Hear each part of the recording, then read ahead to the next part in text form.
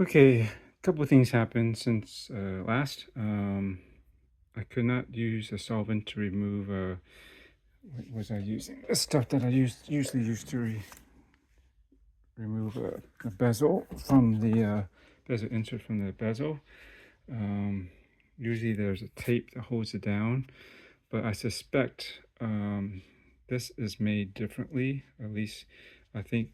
And I asked the guy who sold me this, like, does he know what this is held down by? And he believes he saw the watchmaker use some dab of silicone or something. So silicone is pretty resilient. And yeah, I left this in the solvent, face down. It was attached to the watch still for like um, the first initial 4 or 5 hours at least, and then nothing happened in the morning, and then I shaked up a new batch and dipped it again. Maybe it wasn't shaken enough. And I mean, basically, I went through most of my day, got back, um, probably 13, 14 hours, and nothing happened, no budge. And so they, and the seller did give me an extra click spring. He said that one would align better, but maybe a modification had to be done. And I did size the bracelet. Those are the extra links. Let's see if I can zoom up. This is actually the one that was already installed on there, and actually has these three like parts that lift up, right? I forgot what you call these things here. That's where how it ratchets basically, right? And then you have this piece. There's three of them, and there's this one part right here. Let me try to zoom up. That goes into a hole on the other side of the bezel, right? And then that holds this click spring in place. And then these parts that stick up around the edges, these three. I don't even, I'm lost for the words for this part of the click spring, the clickers. Those would hook onto that part of the case, right, and cause it to get that clicking sound and ratchet with it. So, anyways, the one that he gave me as a replacement actually has four of those these parts right here that'll lift it up to make the click instead of three, as you see here.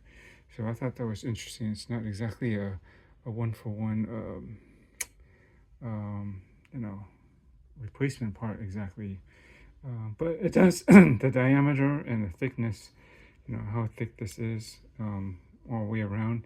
It's the same as this one, so basically everything fits. But he did mention he tried it, and it aligns better with it. But because of this part on that other click spring, it's a little bit longer or wider, and he suggested that I like somehow file it down or cut it or something just to get it smaller, so when you put this back against the bezel, it sits flush. I think, and I did try it, and the other one was lifting up a little bit, so there's a little bit of a space.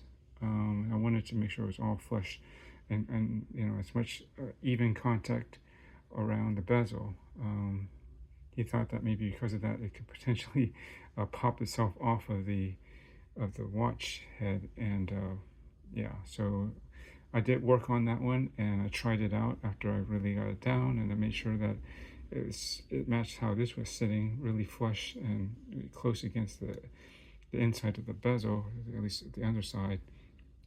And when that was done, I test fitted it, put it back on, and it worked. Um, the the thing lines up a lot better. I don't think it's 100% perfect, but it's a lot closer than this was. This one was very obvious that the thing was off, especially if you look at the cardinal points, like at least that side. It always looked like it was a little bit, you can definitely see it was hanging lower than it should. You can tell it was off. Now this one really points fairly close to being directly, centered, and that corrects all the other points. So the bezel overall looks like it's lined up. So that's good. And also the actually the turning action is smoother. it's not as resistant, which is good, because this one was a little bit tough, and this bezel doesn't have the best grip around the edge, right? It's kind of scalloped, like kind of like a Submariner, and it's also high polished, so that doesn't add to the grip necessarily. And so it was really nice and clicky. Like it was actually pretty hard clicks, but because of the size of the bezel, especially the edge and the grip, that didn't. It was a little bit, you know, I could do it, as you might have seen in the other video, but now this one, I'll show it to you later once it's all reinstalled. Whatchamacallit? Yeah, it just turns a lot smoother and a little bit, you know, a little lighter, and it's easier, which is good, but it's not like loosey-goosey either, and it lines up. So, the other thing was, okay, was I going to try to even attempt to remove that bezel and at least reset it? But since that click spring works and it centered the bezel, I don't have to re-pull it out. Plus, this thing is really inset into the bezel. You can maybe see from the edge here, like it actually has an inner metal lip or ring on the inside.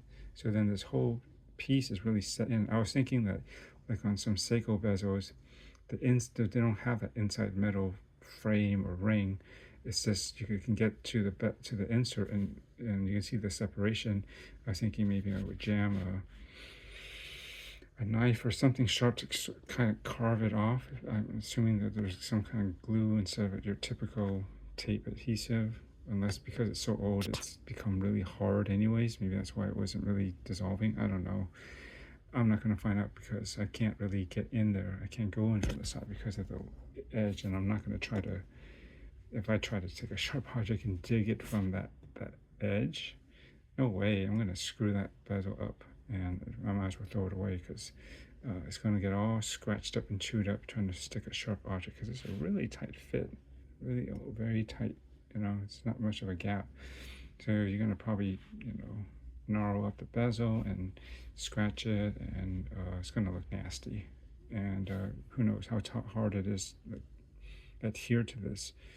As I'm trying to lift it up, I might actually distort and bend and warp the bezel, which would not good. So I decided to leave it. It doesn't seem like it's going to come out anyway, even I dipped it in solvent, so that's good. So what I decided to do is just fix the lume pip. That was the other thing I wanted to do. And I mixed up a batch of, from my Seiko Modern days, I used to do some of my own lume, so I mixed up a batch of this. Since I have green, I have blue lume, but this one is, if it will show up, it is green. You can see this, and here's the powder, and this is where's the bag? This is the one with orange lume, although it doesn't, you know, orange doesn't really carry that well, but I was trying to do something with an orange color in the daytime and it still glowed. But it's this thing, watch lume. And that's what I used in my past when I was doing a lot of reluming my watches. I have the blue one too. Yeah, and actually this green one came with like a fauxtina, so you can kind of tint it to make it look like it's aged a bit, like age radium. There's levels of here it is. There's from this kit. So that's the lume, the aging color, the pigment that you can add to it. Of course, it's going to darken it and not make it lume as well, but that's how you would do it. And I had to do it for when I was trying to do my Rolex. Yeah, crazy. Yeah, let's not talk about that. That's way in the past. But anyways, that's how you would color it. And it's very dark, so it doesn't take much to tint something like that. You like dab it and slowly build up. Otherwise, it's going to go like really brown or orange really quickly, and it's probably going to be way too much. So anyways, I used that, mixed it up good, added a little water to dilute it a little bit, but it's still good now. I hope I shouldn't need any more. I just use this. This is what you use to like oil like watch movements. It's like a sleeve fine tip oiler. You would just dip it in the oil and touch the part on the watch movement that you oil to lubricate it. That's how watchmakers do it. You've seen them.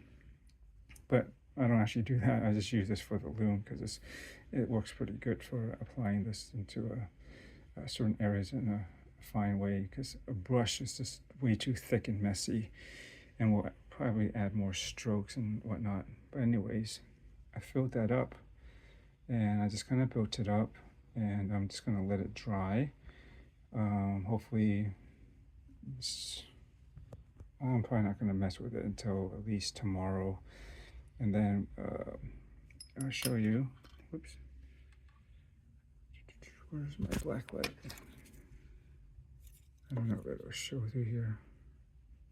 You can see, you can kind of see already. See, it's glowing.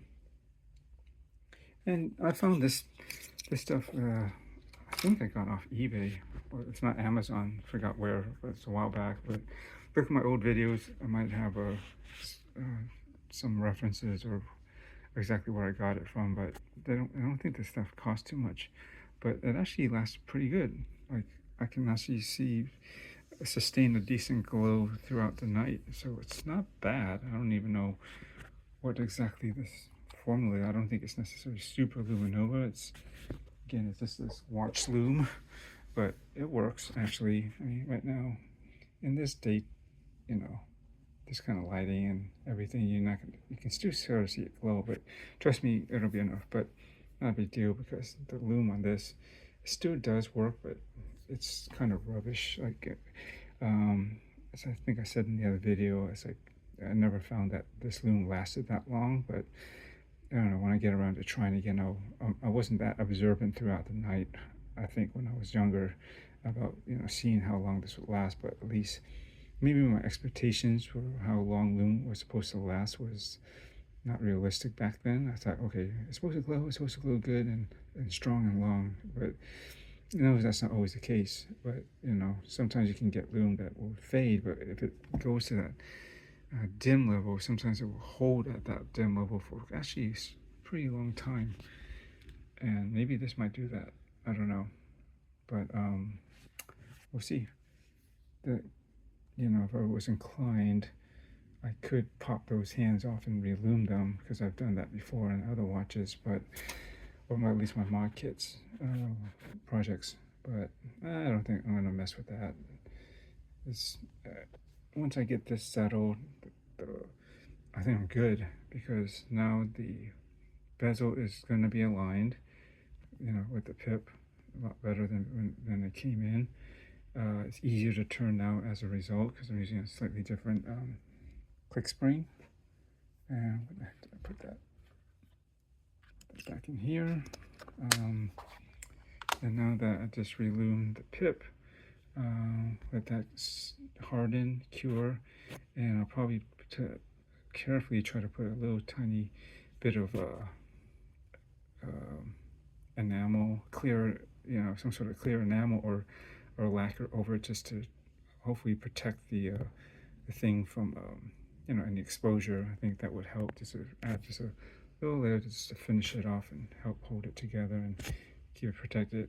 I gotta be careful. I don't want to over blob it. Right now it's actually pretty good, but I'm just worried that over time that might just get either dirty, if not maybe damaged somehow. So I don't know, but the plan was to add like a little dab of lacquer, or some clear lacquer or enamel over this, just to help protect it, and then this will be good. Put that together, start really enjoying it. So kind of bummer I had to put a little bit of extra work into it, but I kind of knew this would be a project for me, a slight one, just to get it up to an acceptable level. The hand takes seconds, again, don't line perfectly, at least sometimes they do, sometimes they don't. Depends on how I have it. For the most part, it works. And yeah, I think it's going to be cool once I piece this back and it's ready to rock. And then now I'll show it to you. All right, thanks for watching. This is progress on this project watch, getting this thing back. And I guess once it's back together, then I can tell my story about this. So I'm kind of jumping around. I'm just trying to get it up to an acceptable level of aesthetically, and then we'll move on from there. All right, thanks.